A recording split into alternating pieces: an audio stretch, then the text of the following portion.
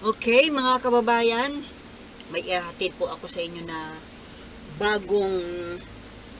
bagong chika. 'Di ba, itong si dating Pangulong Duterte talagang nanggugulo. Ginugulo niya ang mga nasa gobyerno, yung Congress, lalo na si Martin Romualdez, pinag-iinitan niya. At ang lahat po ng ito ay dahil sa naunsyami na confidential fund ni Sara. Although hindi pa naman po final yan Pwede pa nga po na makuha yan, mapasakamay pa rin yan ni Sara dahil dadaan pa yan sa Senado na mukhang malaki ang pag-asa niya na maibigay pa rin dahil marami siyang barkada dyan sa Senado. Bantayan po natin. Pero ngayon, nag-iisang medyo nakakatakot, nakakagimbal na ugong ay yung meron daw pong bulong-bulungan na parang gustong ikudita si Pangulong Bongbong Marcos. Ito ay narinig ko sa isang very reliable na vlogger. Kung gusto ninyo, bisitahin nyo po yung kanyang channel, yung channel ni Armandin. Yun. Maski ako, para akong na-rattle doon sa nung marinig ko yun, dahil ayaw na ayaw ko po na mangyari yung mawala na naman po yung pangalawang Marcos. Hindi po maganda, hindi na talaga pwede na mapangalawahan yung isang mabuting pangulo, yung anak ni Apo Lakay. Ngayon, according to the news, kasi nandoon po yun sa sa isang isang kolumnista, yung firing line. Hanapin na lang po natin. Basta kasi ang may kutob po ako na although itong plano na kudita ang may gusto daw nito, ang nasa likod nito ay yung mga retired na mga generals. Sino po itong mga retired generals? Yung mga generals po yan noong panahon ni dating Pangulong Duterte, nung kapanahunan niya, na ang mga ito, mga very close ito sa mga Duterte. At talaga makikipag-anuhan ito sa kanya. Makikipagsabwatan, kumbaga. Kasi kumita sila. Ang panahon nun, Marites, no? Alam nyo, ganito kasi ang nakikinikinit akong dahilan kung bakit gustong mawala si Bongbong Marcos this early. Na kung tutuusin, di po ba, kung nagbabalak sila na patalsikin si Bongbong Marcos at ang ipapalit ay si Sara Duterte, sa ngayong panahon po sirang-sira ang pangalan ni Sara. Hindi magugusto ang taong bayan na tanggapin siya bilang bagong pangulo, lalo pa na kung ang pamamaraan po ay madugo or violente. Kudita, persahan, kumbaga by force. Mapatalsik nyo man yan, para sa amin, para sa taong bayan, ang legal pa rin na pangulo ay yung ibinoto, yung nanalong pangulo, na walang iba kundi si Bongbong Marcos. Sa ngayon pa talaga maiisip na talagang walang iya talaga, hindi na nahiya sa mga pinagpapaplano. Alam nyo kung bakit nag-iisip sila ng ganito? Ito po, analysis ko lang Siyempre, pag ganyan, kailangan i-interpret po tayo ng mga nangyayari. Ganito po ang aking interpretation dyan. Kung bakit, ito nga po na, kumbaga, nagmula yan sa dalawang bagay po yan na nangyayari sa ngayon Yung gulo sa West Philippine Sea at yung confidential fund ni Sara. Na kumbaga talagang inilalaban nito mga Duterte na mapasakamay pa rin ni Sara ang confidential fund.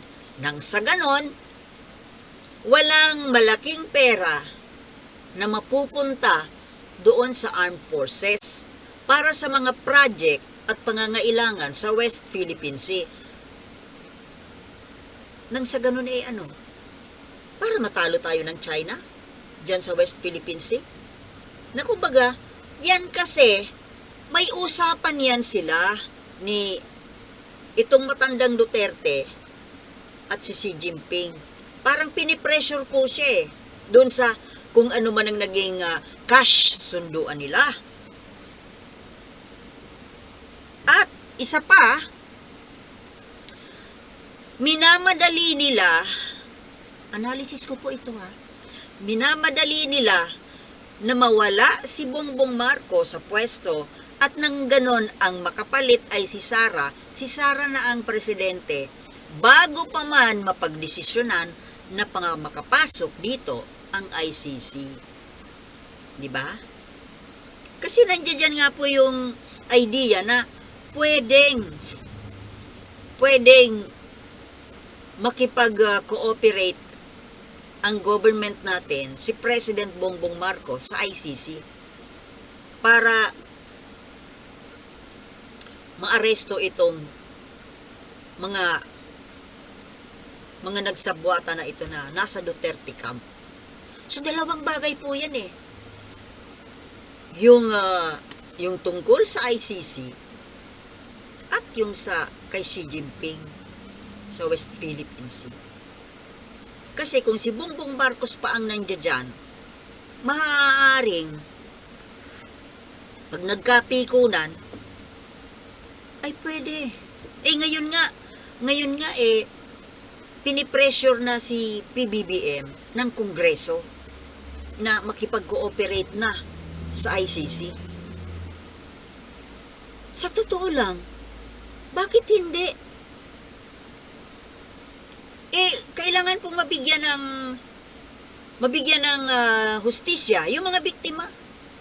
Yung pamilya ng mga biktima, 'di ba kawawa naman? Naghihinagpis yung mga tao, yung mga pamilya Tapos hinahayaan lang natin na ganon na namamayagpag pa rin yung may kasalanan, 'di ba? At itong panay ang salita ng mga nakakagulo sa isip, nakakatawa pa na mga pinagsasasabi ni Duterte diyan sa programa niya sa SMNI. Sa totoo lang, parang kinakabahan na sila Hindi kaya? Kinakabahan na sila dahil dito sa gulo ng gawa ni Sara Duterte dahil sa confidential fund na inaaway nila ang Kongreso. Ngayon ang Kongreso, pinipressure na si Bongbong Marcos na papasukin na ang ICC at damputin na itong mga mayayabang mga hambog na ito. O siyempre ayaw nilang mangyari yon. Ang isang solusyon, kailangang mawala ang Bongbong Marcos. Maipalit si Sara as president, o di wala ng problema sa ICC. At never makakapasok ang ICC kung Duterte po ang nakaposisyon. At isa pa, bale, hitting two birds with one stone. Pag nawala si Bongbong Marcos, talsik din ang Amerika dito sa Pilipinas, yung mga EDCA sites. At mamamayagpag ng uli ang China dyan sa West Philippine Sea. Do you think gugustuhin po ito ng mamamayang Pilipino? Do you think gugustuhin ito ng armed forces? Ang mangyayari sa West Philippine Sea ay mawawala na naman ng papel ang armed forces at mamamayagpag yung China. At yan na po ang pagkakataon na talagang mawawala na sa atin ang West Philippine Sea. Hindi na papayag ang China na makabalik pa yung Amerika dito. Yung kampo ng Marcos. Diba? Hindi po dapat na matanggal si Bongbong Marcos sa pwesto. Hindi dapat na maging Pangulo si Sara Duterte. Hindi dapat makapasok uli ang mga Duterte sa national position. Pwede sila dun sa Davao, dun sa kanilang kingdom. Kingdom daw nila yun eh. Wag niya naman gawing Davao ang buong Pilipinas. Kung gusto niyo maghari-harian, doon na lang kayo sa Davao maghari-harian. Walang palag doon sa inyo. Inyo yung Davao eh. Pero Pilipinas, kung sa Davao, baka mahal na mahal kayo ng mga taga Davao. Totoo ba yun, mga Davaoeños? Mahal na mahal nyo ang mga Duterte? Yung totoo. Kasi dito sa buong Pilipinas, isinusuka na po kayo. Kayo mga Duterte, isinusuka kayo. Ayaw na sa inyo. Kaya huwag ninyong ipilit ang mga sarili ninyo. Ipipilit nyo through violent means, through kudeta. Itong mga retired generals na ito na nagpupulong-pulong dyan, palibhasa kasi gusto nyo pa rin kumita. Kumita kayo ng panahon ni Duterte, di ba? Kaya ganun na lang kayo kaloyal, parang aso kaloyal. Yeah, kabilang na kayo sa mga aso ni the Duterte dogs. Di ba? Mga wala kayong pagmamahal sa bayan. Ang importante lang sa iyo, mga sarili ninyong kaligayahan, sarili ninyong bulsa. Mga gahaman sa pera, gahaman sa kapangyarihan. Kisihoda na maghirap yung buong sambayanan at mapasakamay ng ibang bansa, ang sarili mong bansa. Mga walang utak, walang kaluluwa. Ganyan ang grupo ng Duterte. Kaya mga kababayan, huwag po tayong papayag. Huwag tayong papayag na makudita si Bongbong Marcos. Palagay ko naman itong kasalukuyang armed forces, loyal naman yan sa kanilang present commander-in-chief. Dahil kahit papano, itong mga kasalukuyang mga armed forces under Bongbong Marcos, may pagka mga patriotic, makabayan, hindi kagaya ng mga aso ni Duterte, na mga makapili, maka-China. Kaya kung may makapanood po nitong sinasabi ko ng mga members ng armed forces, mag-isip-isip po tayo. Gusto nyo ba na mamandumanduhan kayo ng isang inchik na leader? Sila na ang gusto nyo ba na sila ang mga PLA ang mamayagpag dito sa bansa natin? At kayo wala ng papel? Mawawalan tayo ng bansa. Kagaya ng Israel, ng Palestine, walang sariling bansa. Gusto nyo ba yun? Pero ako po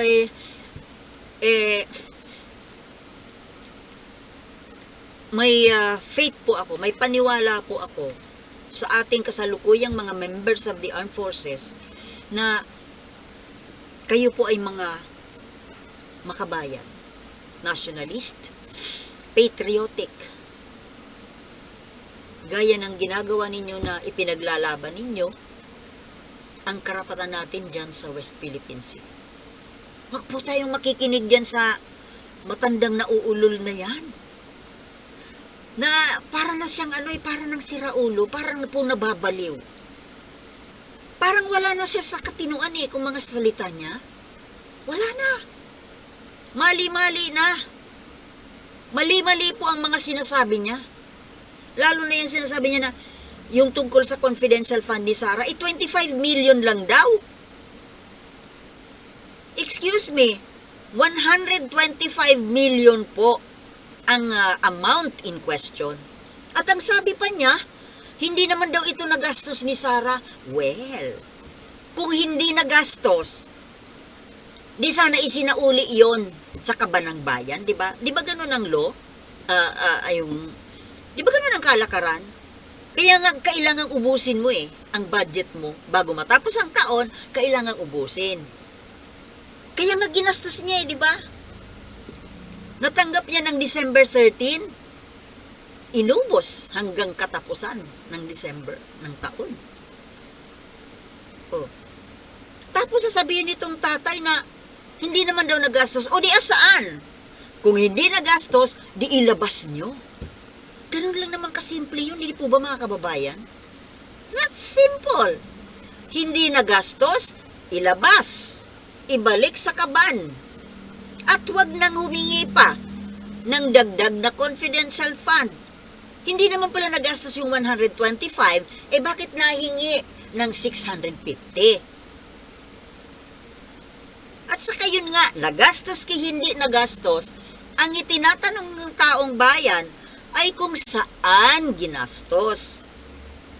Saan? Anong pinagkagastusan? Ngayon, kung hindi yan masagot, the only answer to that is, nasa bangko yun. Dahil hindi siguro ko naman, hindi naman nila yun gagastusin, ano? Ganun kalaking pera? Gagastusin sa kung ano? Mayaman din naman sila Ang target na pagkakagastusan at kailangan nilang may panggastos ay sa 2028, di ba? Kaya yun, kung hindi yun ginastos, nakadeposito yun sa bangko. Ilabas nyo.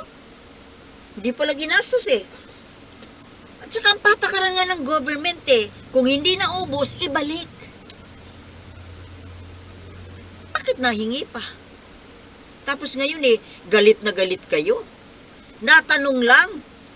Tinatanong lang kung saan ginastos. Tapos kung ano-ano nang lumalabas sa bunganga ni Duterte, kesyo ipinahiya daw yung anak niya. Anong ipinahiya? Tinatanong ka lang, napahiya ka. Oo, napahiya nga kasi hindi nasagot yung tanong. At ikaw, matandang Duterte, ngayon nakakapagsalita ka ng kahihiyan, ng napahiya. Di ba mahilig ka mamahiya ng tao? O ngayon natikman mo kung paano mapahiya. Ba't ka nagre-reklamo? Gawain mo yan Paano ba mapahiya? Buti nga hindi minura yung anak mo Dahil wala naman, ikaw lang naman yung mahilig mangmura, marunong magmura. Di ba? Kung ano-ano ang... At ito naman si Sara, bakit ganito ang pinagsasasabi nitong tatay mo na kesyo 25 million lang daw ang amount in question at hindi naman daw nagastos? Iyan ba ang sinusumbong mo dun sa tatay mo? Siguro ito po ang sinusumbong nitong si Sara sa ama niya. Di ba nagsumbong siya? Bakit ito ang pinagsasasabi nitong matanda, yung ama niya? Kung hindi yan ang sinumbong mo, kung nagkamali, mali-mali na itong ama mo, disawayin mo. Daddy, hindi yan totoong sinasabi mo, mali kayo. Ito po ang totoong nangyari. Ito po yun. Ba't hindi mo sinasaway? Kasi yun ang isinumbong mo. Kaya ngayon, galit na galit yung ama mo. Gusto nyo yata magkagera tayo dito sa loob ng bansa natin Ang gulo-gulo na nga. Ginugulo nyo palalo. Anong klaseng mga gustong dating leader at itong anak gustong maging leader? Anong klaseng mga leader yan? Mga war freak. Imbis na patahimikin ang mundo, ginugulo. Mapahiya. Ayaw mong mapahiya yung anak mo, pero si Bongbong Marcos, sobrang kahihiyan ang dinulot mo. Wala kang utang na loob Naging pangulo ka dahil din kay Amy Marcos, kapatid ni Bongbong. Kaya kayo naging pangulo Si Amy Amy Marcos ang gumasto sa'yo, nagsuporta sa'yo. Tapos ngayon, nung si Bongbong na ang tumatakbo, hindi mo sinuportahan, siniraan mo pa. Ipinahiya mo. Di ba mga kababayan? Ipagkalat niya na kesyo weak leader, sinungaling, adik. Baka ikaw ang adik. Tino si ginagawa mo para kang nakadrugs eh. Ikaw sigurong adik eh. Pasalamat ka, hindi war freak si Bongbong Marcos eh. Kung ako yun, naku, pinutulang kita ng dila. Gugupitin ko yung dila mo na yan. Masyadong mapagpahamak yung dila mo. Pero siraan mo si Bongbong Marcos, yung tumatakbo na Pangulo, tapos ipagkakalat mo ng adik, sinungaling, weak. O ngayon, sino ang weak? Sino ang lumalaban sa China? Ikaw, anong ginawa mo? Diba? Para kang tuta. Nagpakatuta ka sa harap ng China. Weak! Wala kayong magagawa. Hayaan nyo na lang ang China dyan magpatrolya. Kuhaan ng mga isda lahat dyan. Kasi ayaw mo magalit ang China. Kasi ikaw ay weak. Ikaw ang weak. Ikaw ang walang bayag. Yun ka, Duterte. Tapang-tapangan ka lang sa mga Pilipino. Tapang-tapangan ka sa mga Pilipinong mga mahihirap, mahihina, walang kalaban-laban. Doon ka matapang. Ultimo ngang mga drug lord, di ba takot ka? Saan ang tapang? Ang kayan-kayanan mo lang mga Pilipinong mahihina. Sa harap ng China, tuta ka. Tapos sabihin mo, sino yung lumalaban sa China? Yung pangtawagin mo na weak? Yung ginagawa mong yan ngayon, ikaw ang weak.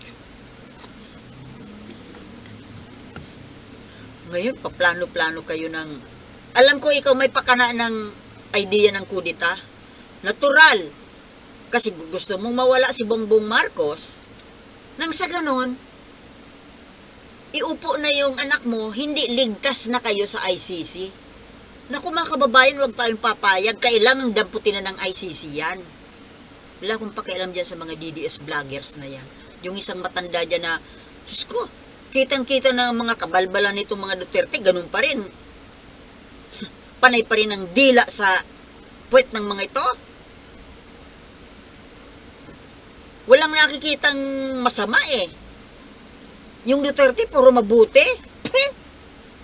Itsurang. Ano ka, kumikita ka ba?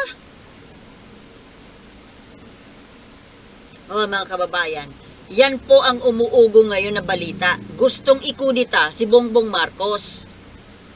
At yun po ang analysis ko. Gusto nilang mawala si Bongbong Marcos. Nang sa ganun, kung si Sara na nakaupo, ligtas na sila sa ICC. At mamamayagpag na ang China. At tuloy-tuloy na yung paghahari nila sa buong Pilipinas. Mga kababayan, gusto nyo ba yon? Yun lamang po. Paalala lang. Maraming salamat po sa panonood at kung may oras pa mamaya, magkita-kita tayong muli sa iba pang mga problema ng bansa. Magpapakain muna ako ng mga doggy at magtutupi ng mga sinampay. Thank you for watching and see you in my next vlogs.